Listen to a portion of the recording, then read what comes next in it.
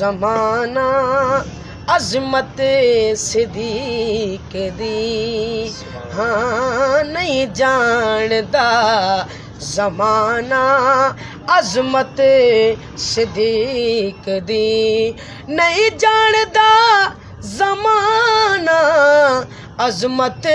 صدیق دی نہیں جاندا زمانہ عظمت صدیق دی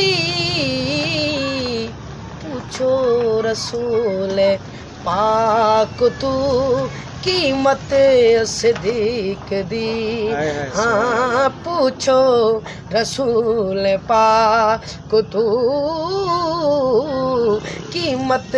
صدیق دی اور تینوں میں وکھاواں دشمن صدیق دے